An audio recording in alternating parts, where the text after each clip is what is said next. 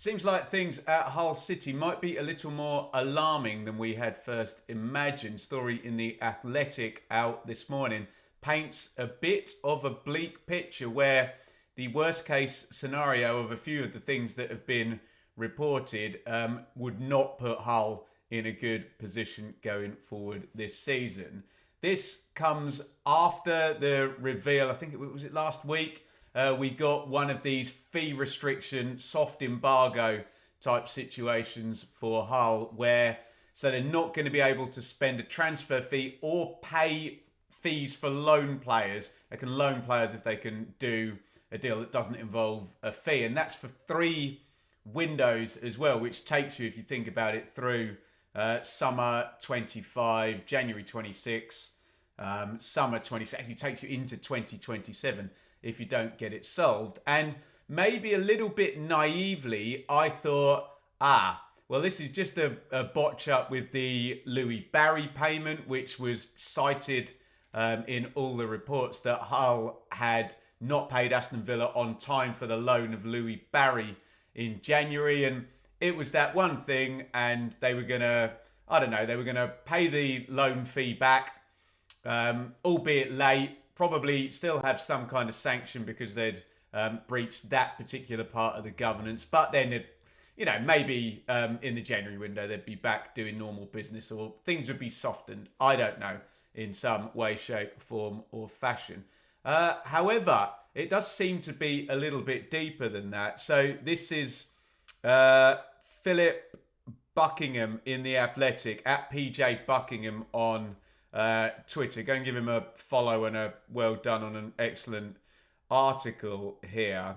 And they're kind of bullet point issues that maybe we didn't know about are Hull, and this is at the end of May, have future commitments of almost £22 million for players signed under Ilachali at the end of May. So they've obviously seen documentation. We're early July now, but anyway that's sliced, that's not good news. A debt of close to £3 million is owed to former owner Ehab Alam.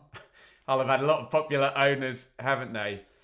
Several clubs have been approached with a request to delay transfer payments. That sounds very like the stuff we're having at Sheffield Wednesday, where there are obligations and bills to be paid, and you cling on and you cling on, and then in the end, they either get paid late or they don't get paid. And that's a very, very slippery slope. And some suppliers have been forced to pursue the club for outstanding money. Just to talk about the £22 million to clubs for players signed under Ilachali at the end of May. The article does, date that, and we know now there's this PSR deadline for June the 30th. So maybe that stuff had been cleared up and tidied up, but we've heard about clubs, haven't we, that have done these deals on players. Well, let's be honest, we have the understanding now that pretty much every transfer now with in the PSR world, that nobody is spending vast swathes of money up front in big cash payments. That, I don't know, very simplistically, that a £5 million transfer fee might be divided over 3 years. Why have I given myself a difficult one there?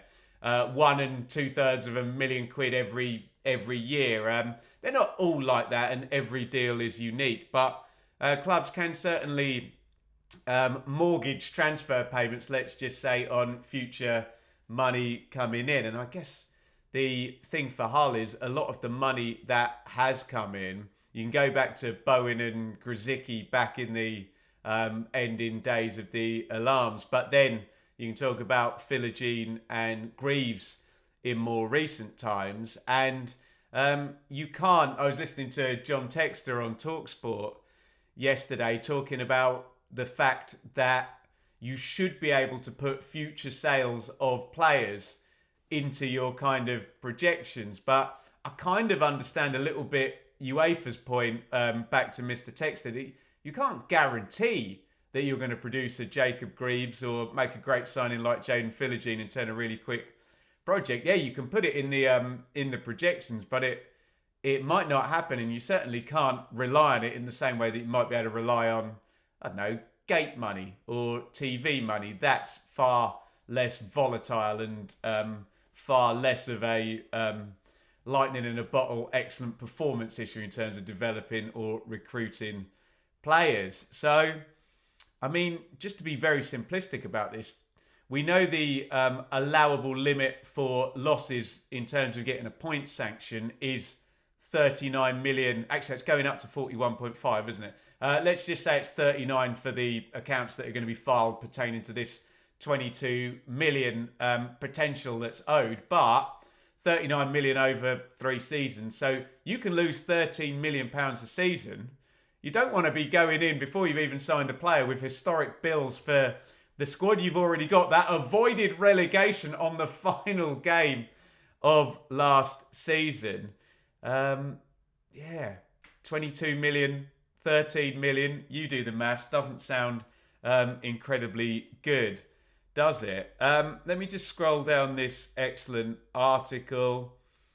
They talk about where this money is possibly owed, saying the wage bill climbed 8.6 million up to 27.4 million last season. By the way, that's not, I think, what was that Leeds wage bill when they missed out? It was like 90 million or something. So 27.4 million, look, in real world terms, is gargantuan and huge for a second tier club. But in terms of what they're up against and competing against, it's not the most massive wage bill you'll see, particularly compared to the parachute teams. And we mentioned this when the embargo came in. Balumi, Matazo, Hughes, Kamara, 4.5 million, 3.5 million, 3.5 million, 3 million. And remember, this is after the season where Mr. Ilichali really went for it on loan players. And we'd spoken about this. And I'm sure we're going to have a big debate about mortgages and renting and the particular strengths and pros and cons of each in our own lives, how we spend our money. But in the football world, it feels like the short-term deals for Liam Delap, Fabio Carvalho, Anas Zaroury, Scott Twine was a short-term gamble that didn't have any long-term payoff, like a Jaden Philogene, where you sign him and you can make a profit. So the long and the short of it is it feels like Mr. Ilichali has gambled a load of money. In the season he came close to the playoffs, then of course sacked Liam Rossini, replaced him with Tim Volta. In the words of Mick McCarthy, that went well. And then it got Ruben Selles in, and now he sacked Ruben Selles, who's, you know, Rossini is off at Strasbourg, I think, in France, is that right, doing well. And Selles has now got a year 2 parachute team in Sheffield United next season. So it feels like some very bad operational decisions that have been gambles that are now leaving Hull very, very short. And we know how tight things are with PSR and how easy it is to go over those 3-year limits. And in terms of Mr. Ilichali's involvement, we are now coming up 3 years of him being there. He's had 2.5 seasons. So really the next load of accounts, kind of, that's going to be purely his ownership of the club. And I don't know, are you starting to worry now, if you're a Hull fan, that there's going to be a breach and there's going to be a points deduction on top of the embargo, obviously, in terms of the late payment stuff? I think there's a little bit more. Perhaps this is quotes from Mr. Ilichali, and there's a fascinating idea that he was doing this Q&A with the Hull fans on the day that they found out that they'd been punished. And the quotes, perhaps there were some administrative errors, but I'm sure the EFL will be understanding of our appeal and we are confident in the case. Let's be honest, every club says that, don't they? Oh, we're going to appeal this. We don't think we've done anything wrong. That's just what clubs say, and it's kind of messaging to the fans to say, don't panic, and you know they're gonna charge us anyway. In terms of late payments, I don't think there's much in the article about that. Sorry, I'm scanning down that, trying not to just sit here and read stuff to you. But the issue is football is cutthroat. So if you're going to other clubs saying that we owe you some money, could we pay it late? And those other clubs are perhaps competing against you, there is no reason in the known universe why they would say, oh yeah, it's fine, you can pay us late. If they're competing against you, they're just going to say, no, you owe us the money, and CC the EFL, and then Hull are in trouble. If you can get any advantage over a team you're competing against, even if it seems a little bit, I don't know, you talk about the moral imperative of that, but we all know what happens when clubs go into administration. Every other club comes and takes their best players for, 20% of what they're actually worth in market value. So I don't get why, particularly if there's other championship clubs that are owed money, they would say, oh yeah, that's fine, Hull, you've got an obligation to us, you can pay it late. But, maybe there are European clubs that are more short for money. And if it's a case of, you'll get the money, but it'll be late, maybe that's the lesser of two evils. And the thing with suppliers we mentioned before, I don't know particularly about the governance as it pertains to suppliers in terms of people maybe protected by the PFA or people in club. I assume it's far easier and there's far more of a trail on players and managers and staff working at the club in terms of late payments. And obviously this is the big issue at Sheffield Wednesday at the moment, which Hull absolutely do not want to be replicating. This is a quote from a club spokesman. Action Measure, I think that's his company, isn't actively looking to sell the club. But naturally, there is a huge demand for English football clubs, so there will always be interest from other parties, especially after the investment we've put into the club. Our chairman told fans the club is losing money and he is supporting when required.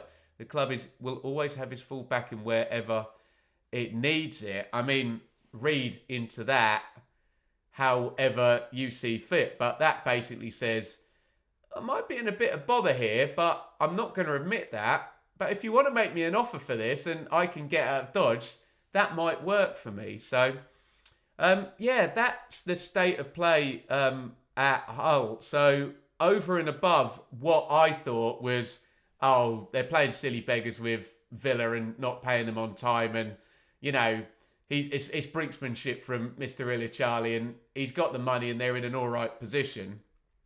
That now appears to be they could be in a bit of trouble. And we've said this a million times before with PSR. You can have more money than God. You could have Jeff Bezos and Elon Musk as your joint owners. If you're behind the eight ball on payments going out and, you're close to that loss limit, there's nothing you can do. You can have zillions in the bank, but if you owe 22 million and that's going to go on the books and you haven't paid it, or it's coming down the lane, and you can only have 13 million pounds losses, doesn't matter how much money you've got, you're going to breach and you're going to be deducted points. And I suppose that might be a little bit of a worry. And again, documents at the end of May. I don't know whether that's all been paid off by June the 30th and PSR is all going to be all right. But given people are being approached to be paid late, you would have concerns that has been happened. Let me know that has been happened, that has happened, that has been paid. It's early in the morning and we're reacting to all of this. So huge thank you to Philip Buckingham of The Athletic for his excellent work there. At PJ Buckingham on Twitter. Go and give him a follow and a thumbs up and give him any comments on his work there that we've used to as our main reference point for this video. Get your views in as well on Hull. What I will do, I'll link the video that we made when the soft embargo, the fee restriction for the 3 windows came in. I've changed my tune since then. So if you made a comment on that video, let me know, have you changed your tune as well? Is this a little bit more worrying than we first thought with Mr. Ilichali at Hull?